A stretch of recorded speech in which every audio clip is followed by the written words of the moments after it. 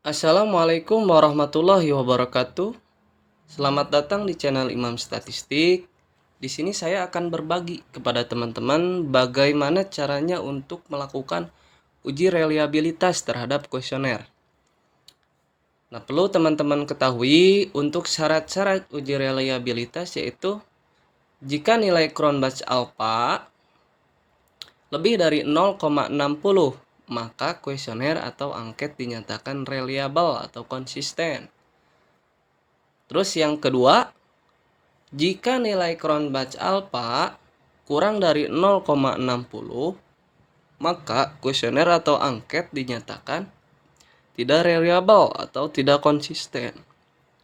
Kalau kemarin uji validitas R hitung harus lebih dari R tabel sehingga si kuesioner dinyatakan valid, tapi kalau untuk uji reliabilitas mah jika nilai Cronbach alpha lebih dari 0,60, maka kuesioner atau angket dinyatakan reliable ya teman-teman.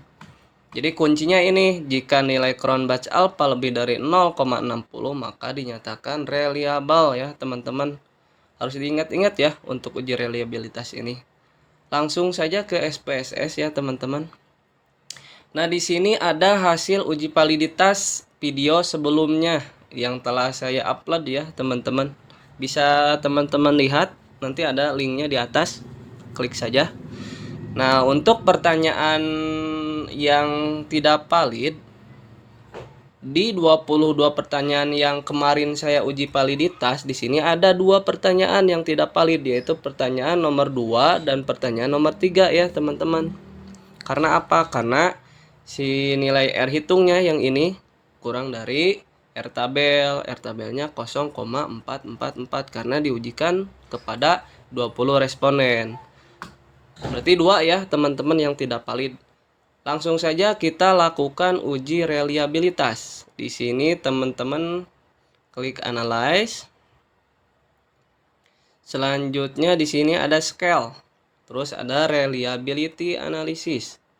Sekali lagi klik analyze, langsung muncul scale, nanti ada reliability analysis. Klik saja ya teman-teman. Nah, sudah muncul tampilan seperti ini. Kita masukkan pertanyaan yang ada di kolom ini. Pertanyaan yang valid pindahkan ke tabel item ini ya teman-teman. Karena pertanyaan nomor 2 dan nomor 3 tidak valid, jadi sama saya tidak akan dimasukkan. Kita masukkan pertanyaan 1, 4. Karena pertanyaan nomor 2 dan 3 tidak valid, jadi sama saya tidak dimasukkan.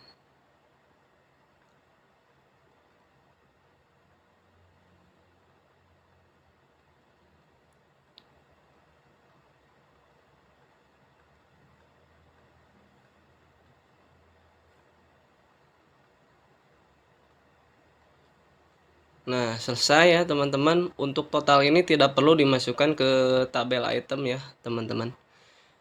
Di sini saya mencontohkan untuk menguji kuesioner untuk menguji reliabilitas kuesioner yang tidak valid ya. Yang valid teman-teman. Karena pertanyaan nomor 2 dan 3 ini tidak valid kan kemarin setelah diuji. Nah, untuk di statistik tidak perlu diubah. Untuk rating juga tidak perlu. Nah, yang paling penting yaitu ini modelnya harus alpha ya teman-teman, karena di sini Cronbach alpha. Oke, kita tunggu hasilnya. Nah, muncul hasilnya.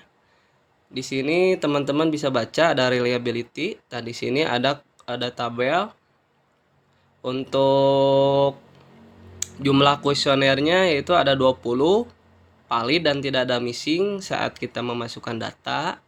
Nah, ini teman-teman untuk reliabilitasnya. Nah, nilai Cronbach alpha-nya yaitu 0,910. Nah, kembali lagi ke syarat uji reliabilitas. Untuk syarat uji reliabilitas, jika nilai Cronbach alpha lebih dari 0,60 maka reliable. Kita lihat tadi hasil tadi. Nah, nilai Cronbach alpha-nya yang 20 kuesioner tadi tanpa menyertakan 2 kuesioner yang tidak valid, nilai Cronbach alpha-nya yaitu 0,910. Berarti lebih besar dari 0,60 teman-teman. Bisa disimpulkan 20 pertanyaan yang diuji reliabilitasnya tanpa menyertakan 2 pertanyaan yang tidak valid, berarti bisa disimpulkan ke-20 pertanyaan ini valid dan reliable ya teman-teman. Begitu. Karena apa? Karena untuk nilai Cronbach alpha-nya yaitu 0,910 lebih dari 0,60 ya teman-teman. Begitu. Mudah kan teman-teman? Nah, bisa teman-teman coba ya di rumah. Untuk itu mungkin sekian video dari saya bagaimana cara melakukan uji reliabilitas terhadap suatu kuesioner. Kurang dan lebihnya mohon dimaafkan. Kita sama-sama belajar ya teman-teman. Jangan lupa di-subscribe untuk channel ini supaya berkembang. Terima kasih. Assalamualaikum warahmatullahi wabarakatuh.